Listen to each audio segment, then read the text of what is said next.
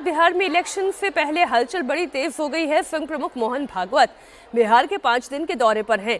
सुपौल के वीरपुर में संघ प्रमुख ने आरएसएस की ओर से संचालित किए गए सरस्वती विद्या मंदिर के भवन का लोकार्पण किया और कहा कि बिहार आना उनके लिए छठ पर्व के जैसा है। बिहार से पुराना नाता है। 6 साल वो बिहार क्षेत्र में प्रचारक बनकर रहे। बिहार और बिहारियों की ताकत को वो जानते हैं। एक आदमी ने पहाड़ को रास्ते से हटा दिया। बिहार का गौरवशाली इतिहास हमेशा प्रेरित करता है। मोहन भागवत ने सुपौल में कई बड़ी बातें कही। सबसे पहले आपको उनका बयान सुनाते हैं जिसमें उन्होंने बिहार के लोगों को कनेक्ट करने की कोशिश की। अपने 6 साल के अनुभव, बिहार का छठ महापर्व और बिहार आना कैसे उनके लिए इतना महत्वपूर्ण है, आप सुने। मैं बिहार में 6 साल रहा हूँ क्षेत्र प्रचारक बनकर, तो वैसे ही पुराना नाता है। आने के बाद मन करता है आ जाऊँ वहाँ जाऊँ, समय नहीं मिलता, बात अलग है। तो मैं आया, इसमें कोई विशेष बात नहीं। बहुत दिनों से बिहार के बाहर जो लोग हैं छठ में अपने घर आ जाते हैं। वैसे मेरे लिए आज ये छठ का दिन है, बल्कि आज सप्तमी है, तो मेरे लिए छठ का दिन है। बिहार में इस साल चुनाव होना है। बिहार के सभी दल एक्टिव हैं, अपने वोट बैंक को साधने के लिए कोशिश कर रहे हैं। बीजेपी भरपूर ताकत के साथ मैदान में है। बीजेपी के लिए आरएसएस का वर्क किसी से छिपा हुआ नहीं है।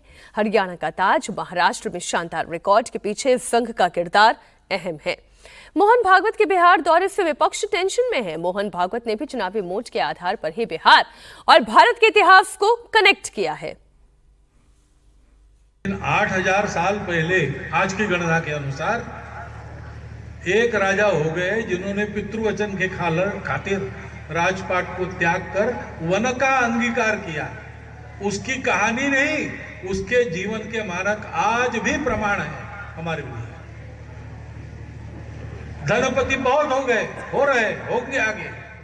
हमारे यहाँ उनकी कहानियां नहीं बनती, पश्चिम में बनती है, फोर्ड की, रॉकफेलर की। हमारे यहाँ नहीं बनती। आजकल लिखने लगे हैं लोग, लेकिन वो धन के लिए नहीं लिख रहे, गुणों के लिए लिख रहे।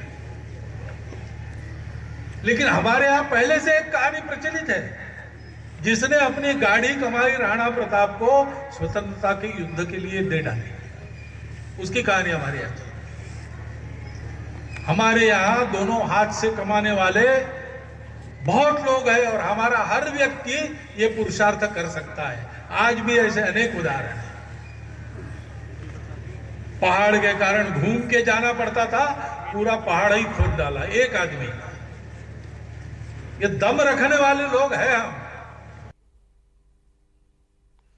हमारे सहयोगी नीतीश लगातार जुड़े हुए हैं। देखिए नीतीश, इस वक्त जो यहाँ दिल्ली में बैठकर बिहार की तस्वीर दिखाई दे रही है वो ये कि एक तरफ बाबा बागेश्वर हैं जो हिंदुओं को एकजुट करने में लगे हुए हैं, एक तरफ आरएसएस की भूमिका है जो बिहार के अंदर एक बार फिर से एक सांस्कृतिक ताकत को जोड़ते हुए फिर हिंदुओं को एकजुट करने में, समाज को एकजुट करने में लगी हुई है, और दूसरा जो इलेक्शन मशीनरी बीजेपी की काम करती है वो तो कर ही रही है।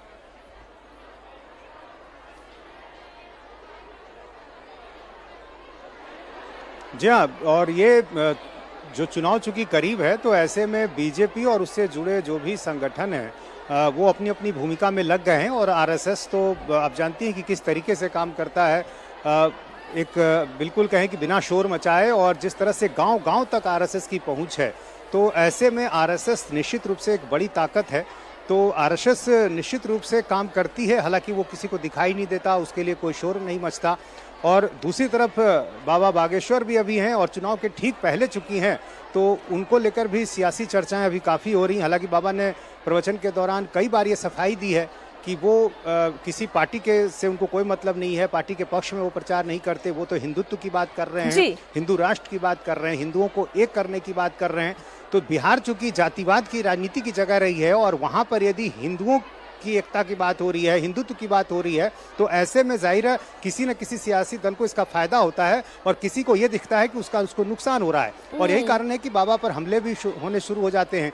और बाबा ने भी जवाब दिया है कि मोटी बात यह है कि रीच बढ़ानी है, वो रीच जैसे भी बढ़े वो कोशिश की जा रही है, फिर वो पॉलिटिकल प्रोसेस हो या नॉन पॉलिटिकल प्रोसेस हो। बहुत शुक्रिया नीतीश आपका पूरी जानकारी के लिए।